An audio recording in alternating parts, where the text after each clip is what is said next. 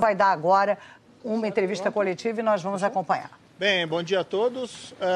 Eu solicitei essa pequena audiência aqui, esse anúncio, para informar mais alguns membros da equipe. Nós resolvemos, na discussão do organograma, ainda não é uma questão totalmente...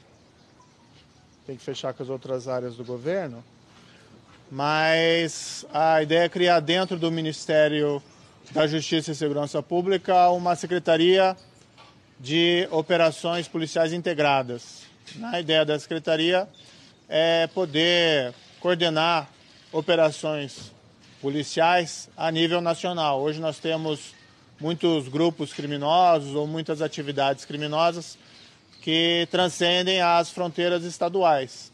E essa ação precisa, muitas vezes, de uma coordenação a nível nacional.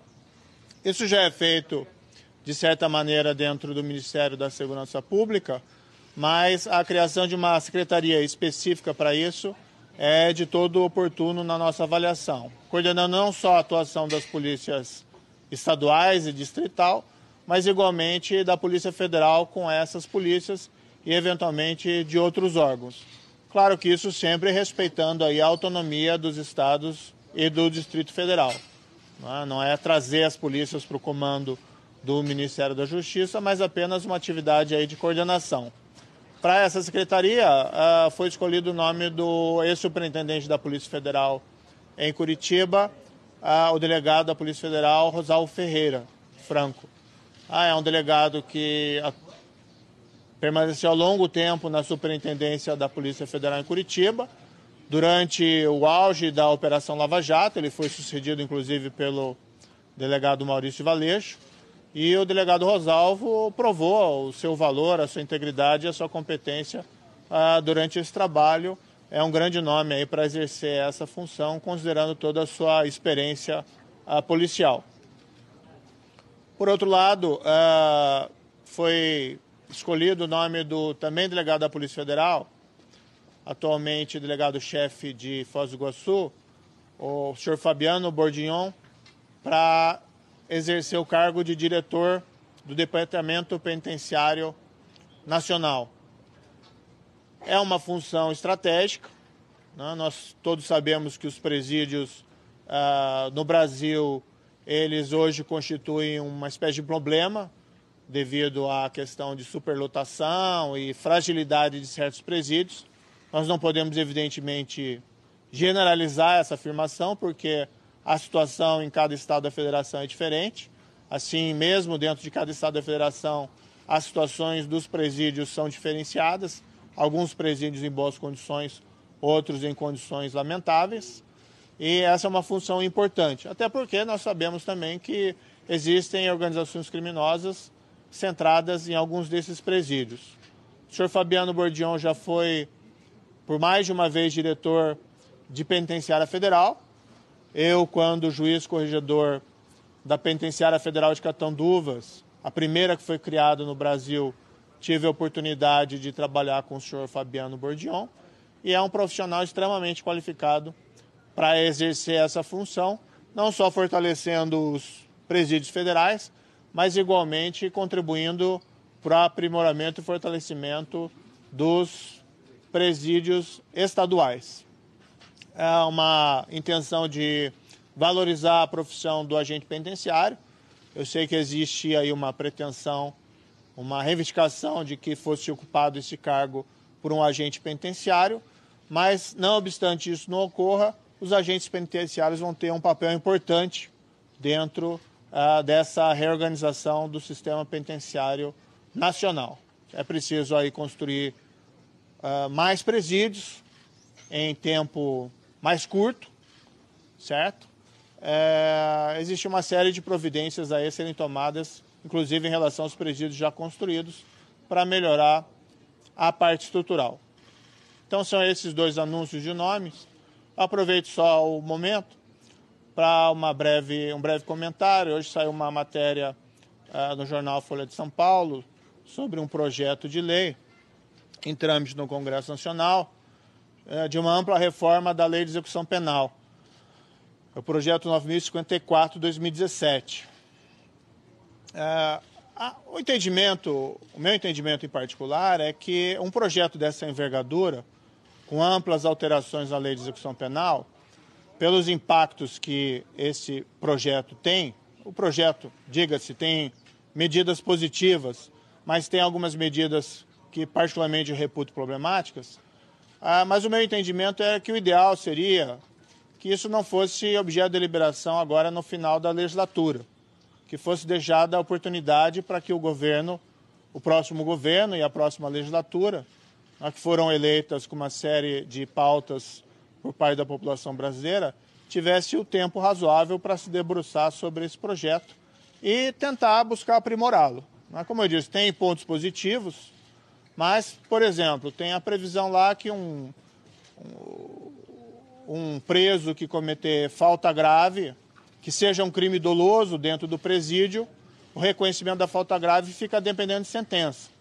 Então vamos supor um preso que comete aí uma falta, um crime doloso dentro do presídio, a punição dele ficaria dependente de uma sentença, o que pode levar anos. Então há uma medida assim que não me parece muito razoável. Além disso, também a previsão de que a superlotação dos presídios, que é um fato lamentável, geraria o direito do preso de antecipar a progressão de regime.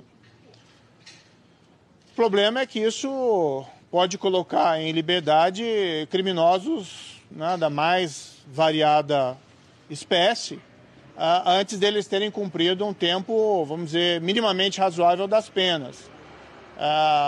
Eu não penso que resolve-se o problema da criminalidade simplesmente soltando os criminosos, Aí a sociedade acaba ficando refém dessa atividade criminal e me parece que a mensagem dada pela população brasileira nas eleições não foi exatamente essa. Claro que a superlotação é um problema, isso tem que ser trabalhado, mas simplesmente abrir as portas das cadeias não é a melhor solução, na minha opinião. Isso tem que ser enfrentado de uma outra maneira. Ministro, uma dúvida. A Secretaria de Operações Integradas, ela vai ser criada ou é uma decisão que o presidente Jair Bolsonaro vai tomar? Isso não ficou claro. Só antes de entrar nessa questão, eu tenho uma confiança que os parlamentares eles vão ter a sensibilidade de poder aguardar a posição do governo eleito para uma matéria assim tão importante. Eu tive a oportunidade de falar, inclusive, com o senhor excelentíssimo presidente da Câmara, o deputado Rodrigo Maia, e externei essa minha preocupação e apenas pedi uma oportunidade para que o governo pudesse se debruçar sobre isso no ano vindouro, certo? Sobre a questão da secretaria, existe, na verdade, uma série de estudos no âmbito do governo de transição, certo? Então está sendo retrabalhado o organograma do Ministério da Justiça e da Segurança Pública e no âmbito da comissão, isso é uma decisão que foi tomada. Agora, claro que isso vai ter que ser coordenado juntamente com o restante do governo, pois isso terá que ser corporificado em uma medida provisória e um decreto regulamentador, certo? Mas, em princípio, a ideia é essa, até para aliviar a Senasp, a Secretaria Nacional de Segurança Pública, para que ela possa cuidar melhor da implementação do SUSP. Então, a Senasp ficaria encarregada mais de cuidar, vamos dizer assim, da superestrutura, de efetuar repasses aos estados, ao Distrito Federal para se reequiparem, coordenar ações, vamos dizer, de uniformização de procedimentos, o que é muito importante, trabalhar questões relativas à gestão e deixaria essa parte de operações policiais para uma outra secretaria. As duas tarefas são imensas, por isso é relevante aí essa separação. A nomeação do general Cruz para a Secretaria de Governo, com a responsabilidade de cuidar do tema segurança pública, seria um trabalho em conjunto com o Ministério da Justiça ou seria uma assessoria direta ao presidente Bolsonaro no Palácio do Planalto? Olha, o nome do general Santo Cruz, pela excelência do currículo, foi cogitado profundamente para ocupar o cargo de secretário nacional de Segurança Pública, certo? Mas o presidente, semana passada, me externou o desejo de convidá-lo para um cargo no Planalto. E, logicamente, o presidente tem a preferência nas indicações.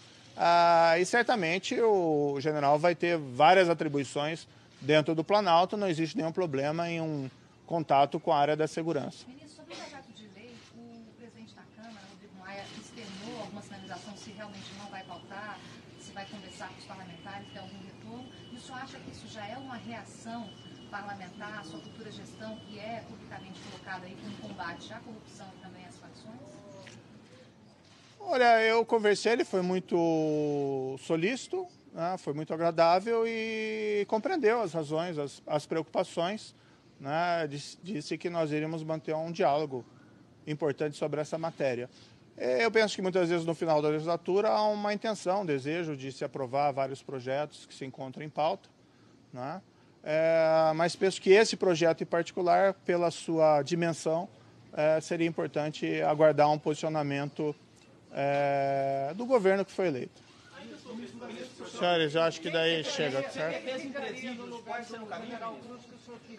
Isso está em estudo ainda, definição. Como? Não, o projeto anticorrupção, anticrime organizado e anticrime violento, ele está em gestação ainda. Então, eu já adiantei algumas medidas possíveis, mas isso vai ser objeto de uma nova discussão.